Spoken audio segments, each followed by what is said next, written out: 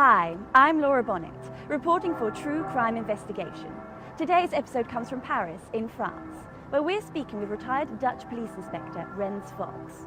We're talking to him about two murders that happened in one day in the city of Utrecht. I was already intrigued by this case when I received an anonymous phone call from a young lady who insisted that I speak with Renz Vos. So, here we are today. Is that good? Yeah? Okay, cut. Utrecht, where these murders took place, is in the very heart of the Netherlands, a city that all trains pass.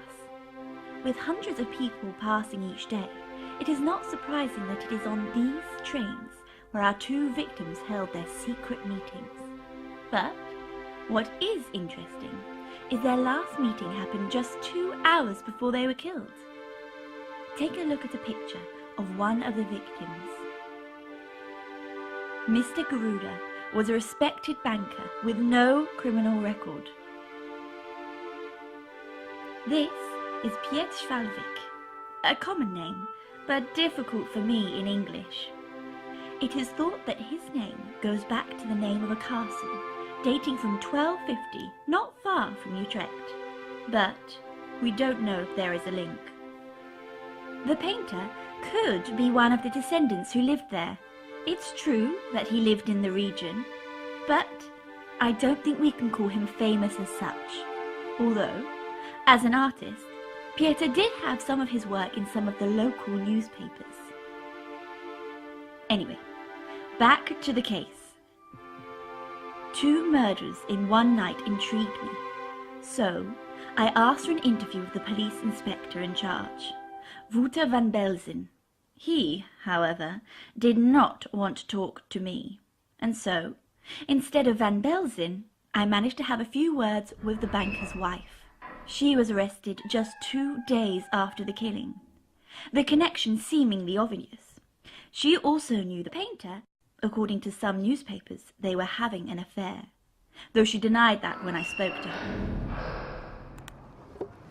You know, I've never met Renz Vos before. I only have a picture from his wife. But this is where we're meeting, so maybe he's running late from the Interpol conference. We'll just wait. Oh, maybe now's a good time to show you his wife, how I met him, all that. I really started to love Holland, that flat country. After the interesting and busy historical inner city of Utrecht, Zeeland is amazing. Hard to believe I'm in the same country, where people live 3 meters below sea level. They built this huge barrier to keep the water out. People like the sandy beaches and the picturesque villages. Actually, this is Ver. Centuries ago, when England was at war with France, wool from Wales was shipped through this picturesque city. I can see why Renz Vos likes to live here. When the weather is good, he must like to cycle all around, like most Dutchmen, instead of chasing criminals. So this is where the retired policeman lives now. I filmed his wife on my mobile. Hij zal toch wel gaan fietsen? Here's your coffee. All his colleagues paid for his farewell present. Don't forget to drink your coffee, Laura. I will give you Ren's telephone number. You can call. Oh, hang on. I've got a message. We're meeting somewhere else. Come on, let's go. Come on. Hey, hurry up! You know, Marja wasn't at all surprised to see me at her door. It's almost as if she was expecting me. She was very helpful, though. God knows why that woman rang me. Was so eager that I meet Renz Vos. I mean, he is retired.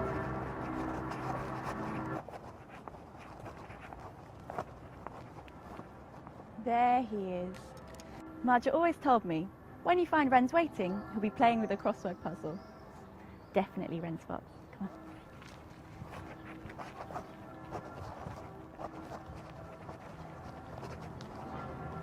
on. Mr. Fox? Renz Vos?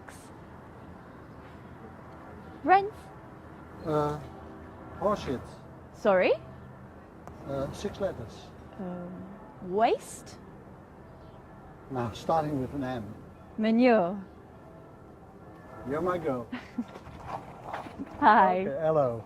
Shall we take a seat? I can tell you about me and my show. Okay, you must be Laura. That's it. Okay. Tell me. So, True Crime Investigation is an English program that uncovers the mystery surrounding unsolved cases. Such as? Such as Jack the Ripper. Jack the Ripper, that's 100 years ago. It's the prostitute got her throat cut. That's the one. And then you thought about me for a program about 100 years ago. No. I was in Amsterdam for the show when I read this article about 2 murders that happened in one night in Utrecht. I was hooked. And you called my successor, Van Belsen. And he refused the interview. Which is surprising. He seemed kind of arrogant. I'm surprised he didn't want to brag on TV. And lucky you got a phone call. How do you know that? I got a call too. From whom? A woman. A young woman. See, this is what confuses me. She insisted that I speak with you. She can be very convincing. Who is she, Renz? Let's not talk about a woman. Let's take a cup of coffee. Okay. Okay.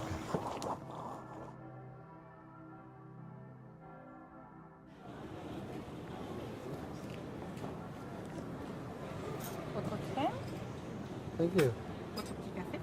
Merci. Enjoy. Thank you. Let us not talk about the woman who called you. Okay. What do you know about the case? You did some research. I visited the suspect. Yeah? In prison? I have it here on my phone. Show me. There. There's the banker's wife. She knew the painter as well. Some magazines say they were lovers. Lovers. Why talking about her like a mistress? Just make no sense.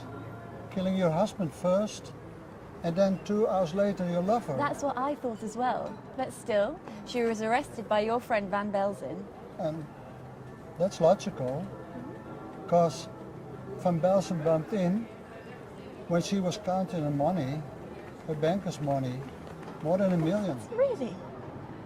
Yeah, this is how Van Belsen's story goes.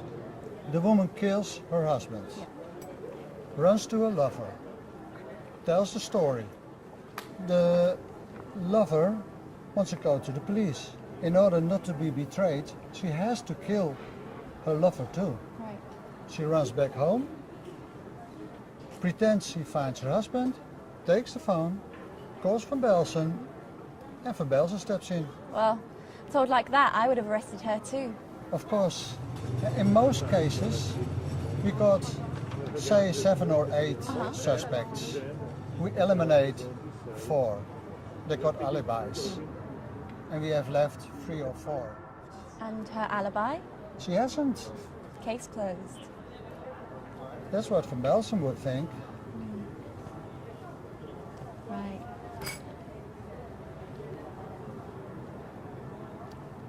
Seven letters, starting with an R. Rainbow? 7 colors. Rainbow. No, that doesn't make sense. I mean, this case.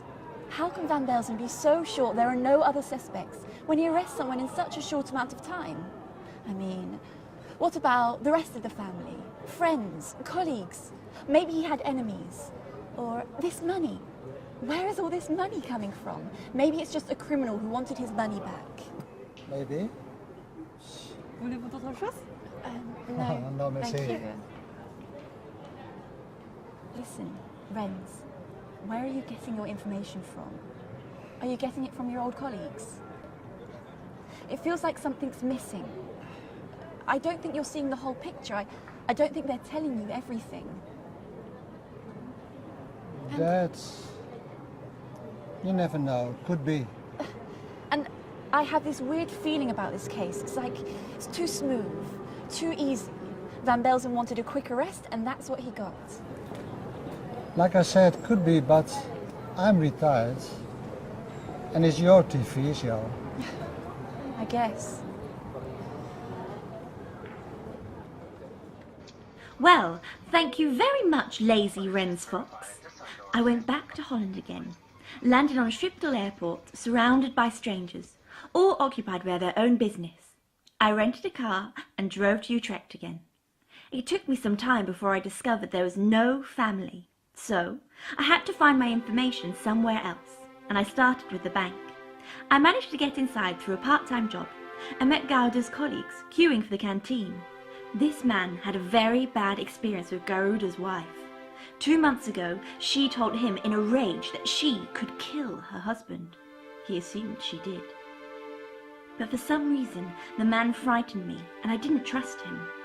Even more after a nervous telephone call from his wife. She asked me to meet her. The man lied about the banker's wife, and this woman revealed that her husband, who was very violent, also took part in these secret meetings. He knew both victims and threatened his wife not to talk about it. It was at that moment I believed I'd met the real killer, and he could be after me. I wanted to get as far away as possible from Utrecht, but I promised to find out about how the 2 victims lived. So, I visited a solicitor, pretending I was interested in buying the most luxurious house at the border of the river, left by one of the victims. It's not bad, is it?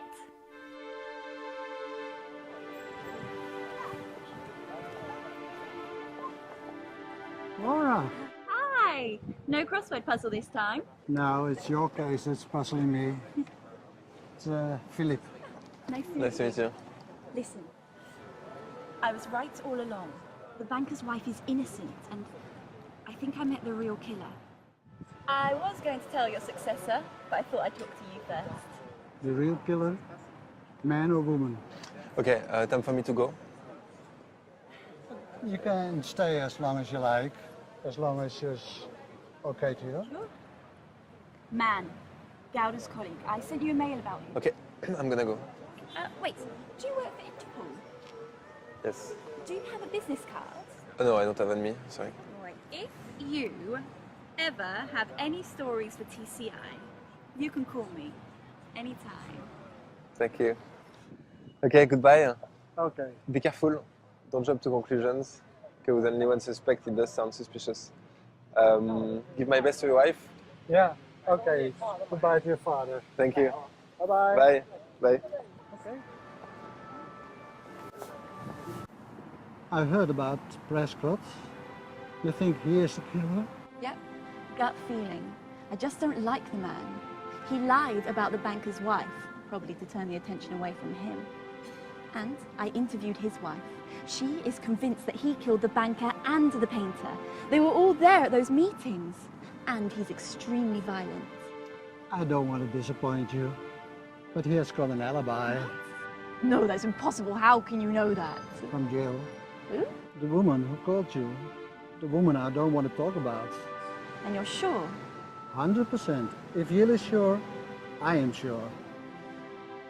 Wait, I might have something for you. Yes.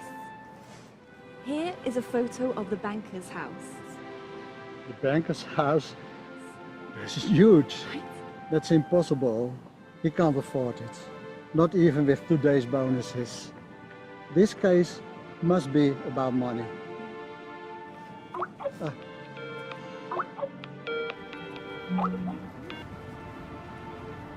Hello, love. Sorry, ik ben het. A surprise. Now that I've got you, I can also ask you something about the villa I mailed you. You remember? Oh no, Garoud lived in an apartment in Utrecht. And I'm not allowed to talk to you about it. You're no longer my boss. Talking to the press even makes it worse. I hate you over too much. Hallo schat, mis je? Yeah, it doesn't take long before I come home, Maatje. Your next case is a trip to Milan. I've got an exhibition there. Talking about art. The 2 paintings from the dead man you mailed me, remember? You do realize they are falseries. Forgeries? No, I didn't know. The paintings, you know, they're in the museum. They're forced. So that's where the money came from. The painter, Pieter van Schwarghag, he is the rich guy. He's the one who lived in the villa. This is so frustrating. We have all this information, but it doesn't add up. My show is about finding conclusions, and there just isn't one here. Pardon? What I mean is, I need an end. It doesn't have to be a happy end, of course, but I need something to finish it with. Think about it like this. A football match finishing before the first half, or a boat race that ends in the middle of the ocean. It's not satisfying for my viewers. But you got 4 persons. You got Prescott. You got a woman in prison. You got 2 dead bodies. True. I know this sounds weird, but I think the banker's wife is innocent. That's what I think. I wish I could talk to jail room. That won't be possible.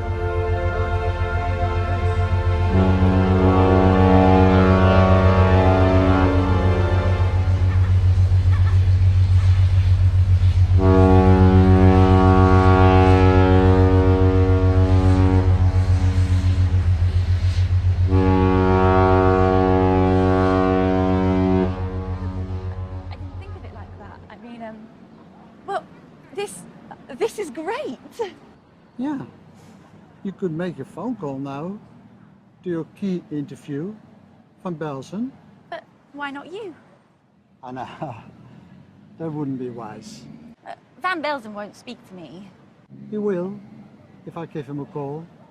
What makes you so sure? Let's just give it a try.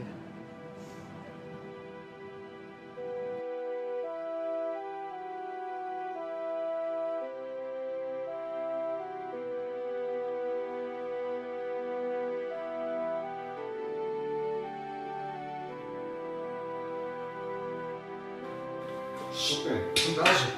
Hi, I'm Wouter van Zet er Belsen. iets harder. It's true. I have arrested the banker's wife. Actually, I continued my investigation at another angle. I found out that the painter was very, very rich, which my younger colleagues didn't expect. The painter sold his upholsteries all over the world. But what did he have to do with his criminal money? He invested it with the help of the banker Garuda. That's illegal.